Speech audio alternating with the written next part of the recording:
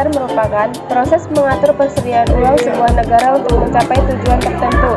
Misalnya, menahan inflasi, mencapai pekerja penuh atau lebih sejahtera.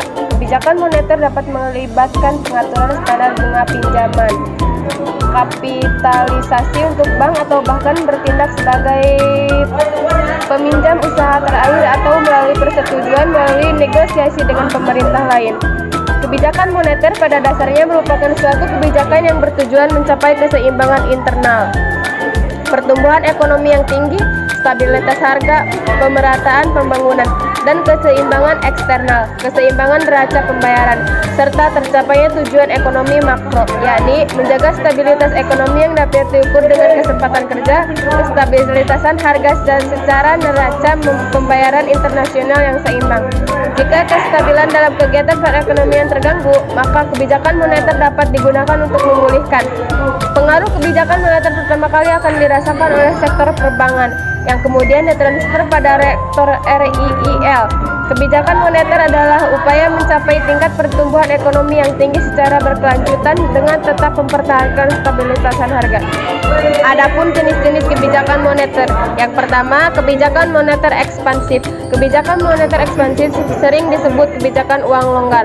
Ialah kebijakan yang mengatur jumlah uang yang dipasok dalam perekonomian.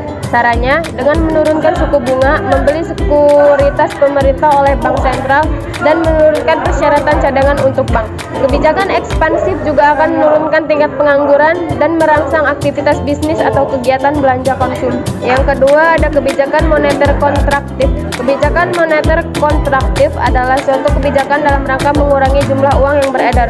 Kebijakan ini dilakukan pada saat perekonomian mengalami inflasi, disebut juga dengan kebijakan uang ketat.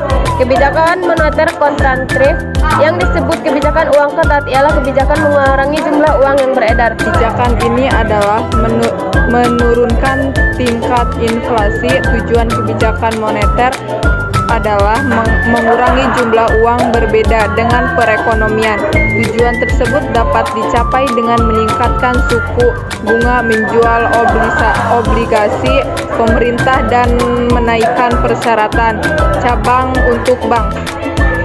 Contoh kebijakan moneter di Indonesia. Beberapa contoh yang telah diterapkan di Indonesia adalah sebagai berikut.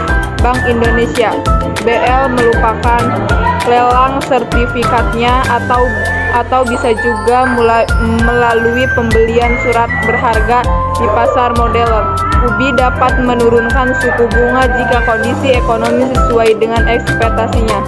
Sebaliknya, BL bisa menaikkan suku bunga bila ingin membatasi aktivitas ekonomi sehingga aliran uang berkurang.